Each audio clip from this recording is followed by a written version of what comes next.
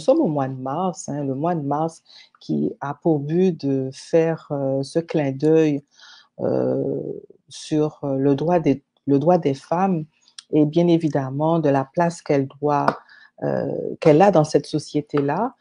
Bon, il est vrai qu'il y a eu beaucoup d'avancées, hein. Je l'avais dit la dernière fois dans ma prise de parole quand on s'est réunis en début du mois de mars. Il y a eu beaucoup d'avancées sur la place qui a été accordée à la femme. On peut considérer que l'apport que de toute façon la femme a est vraiment incontournable pour notre société moderne. Mais malheureusement, son apport, par mes observations, par mes lectures et puis par plusieurs témoignages, hein, nous montre que c'est souvent encore biaisé en milieu professionnel et entrepreneurial. La femme n'occupe pas toujours des postes qui sont soi-disant masculinisés parce que ce ne sont pas des professions pour des femmes. Et je crois hein, que pour bâtir un monde du travail durable, nous avons besoin de la contribution des femmes dans différents corps de métier, que ce soit des femmes ingénieurs, des femmes chefs de chantier de construction, des femmes chefs de chantier autoroutiers, des femmes chauffeurs d'autobus, et j'en passe. Par exemple, au Canada, seulement 13% des femmes sont ingénieurs. La parité est vraiment loin d'être atteinte.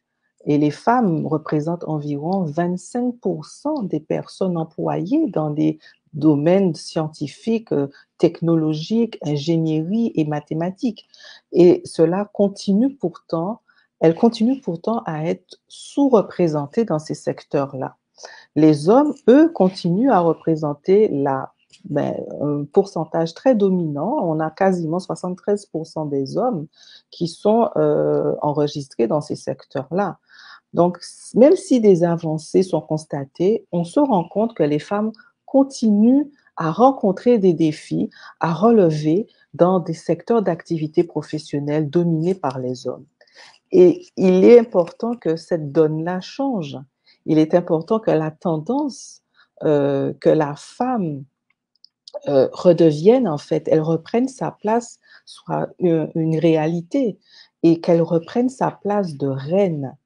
Alors, pour beaucoup de femmes, quand on dit qu'elle doit être une reine, elles ont souvent ben, la position qu'elles pensent qu'elles doivent avoir, c'est de gagner en puissance en adoptant un comportement masculin ou une posture guerrière.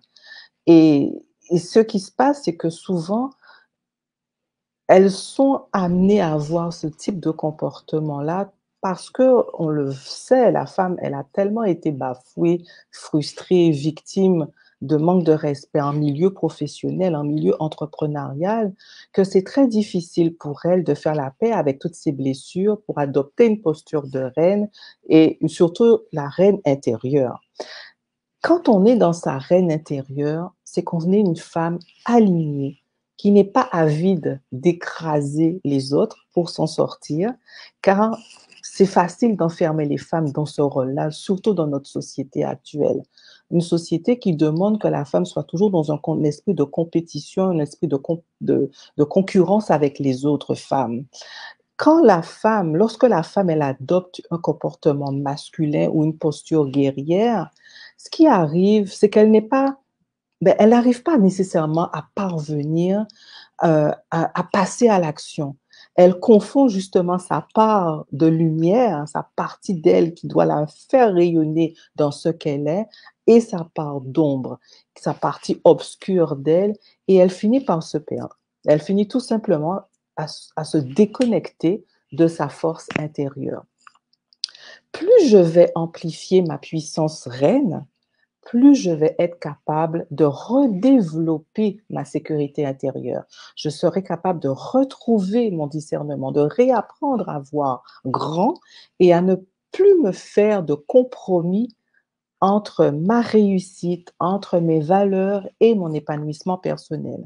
Et lorsque j'incarne ma puissance reine, je suis dans la bienveillance, je suis dans ma puissance, je passe à l'action, je récupère ma couronne.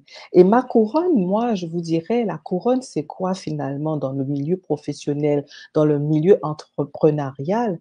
C'est notre leadership. Quand je récupère ma couronne, je récupère mon leadership. Dans ma puissance reine, ben, c'est en fait, je donne enfin de l'espace à mon leadership. Et nous avons toutes, en tant que femmes, cette puissance reine en nous, qui est ce leadership que nous avons toutes en nous. C'est une fréquence que nous avons en nous, qui nous demande justement à grandir, à se propager dans nos différentes sphères de notre vie.